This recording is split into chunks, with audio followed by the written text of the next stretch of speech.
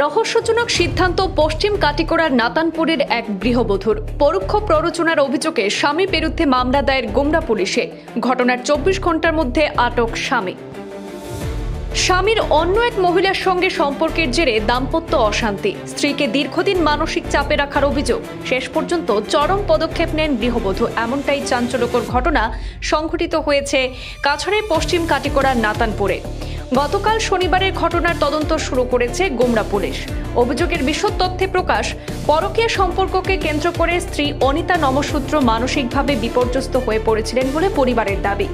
বিবাহিতা স্ত্রী থাকা সত্ত্বেও গ্রামের অন্য এক মহিলার সঙ্গে দীর্ঘদিন ধরে সম্পর্কে জড়িত থাকার বিষয়টি কয়েক মাস আগেই জানতে পারেন স্ত্রী অনিতা। স্বামীকে এ ব্যাপারে বাধা দিলে শুরু হয় পারিবারিক অশান্তি। স্বামীকে বোঝানোর চেষ্টা করেও পরিস্থিতির উন্নতি হয়নি বলে অভিযোগ। স্ত্রীকে শারীরিক এবং মানসিকভাবে হয়রানির অভিযোগও উঠেছে। সব দিক থেকে হতাশ হয়ে শনিবার স্বামীর বাড়িতে অস্বাভাবিকভাবে মৃত্যু হয় গৃহবধূ অনিতার।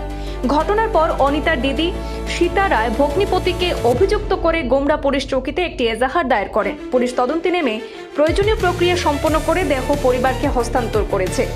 একই সঙ্গে স্বামী কৃপণ নমশূদ্রকেও আটক করে হেফাজতে নেওয়া হয়েছে। সবকিছু ঠিক থাকলে আগামীকাল তাকে আদালতে সোপর্দ করা হবে বলে জানা গেছে।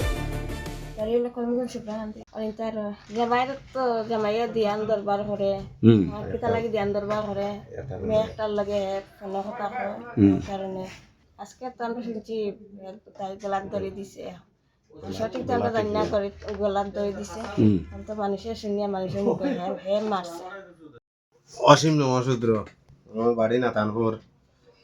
আমিও মানে মেয়েটার এইখানে নিয়ে বিবাহ দিলাম। দেওয়ার পরে তো কয়েকদিন দীর্ঘ 8 বছর খুব সুন্দরে চলছে।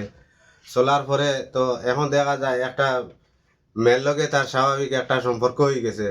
আর এই ফুড়িটারে মেয়েটারে মানে খুব জ্বালা যন্ত্রণা করে, গড় ঢুকার পরেও মারে মেয়েটারে। আর হরুতারেও ঠিকমতো দেখে না, মেয়েটারেও কথাবার্তা হয় না।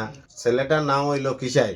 আজকে তো তারপরে আজকে তারে মানে কালকে আমরা নিমন্ত্রণ দিছি, মানে আমরা এখানেও বিয়ার যাইবার লাগিয়া নাতানপুরেও আর কাপড় চোপড় লাগাইয়া মানে খানি দানি তার বাচ্চা স্নান করিয়া আইছে। হঠাৎ শোনা গেল যে মেয়েটা মারা গেছে, এরকম আত্মহত্যা করা গেছে। আত্মহত্যার কারণে পাড়া প্রতি সবাই কইছেন যে মেয়েটারে খুব মারধর করে। আর গলাত আমরা একটা চিহ্ন দেখতে পাইছি যে মেয়েটারে গলা টিপিয়া মারছে।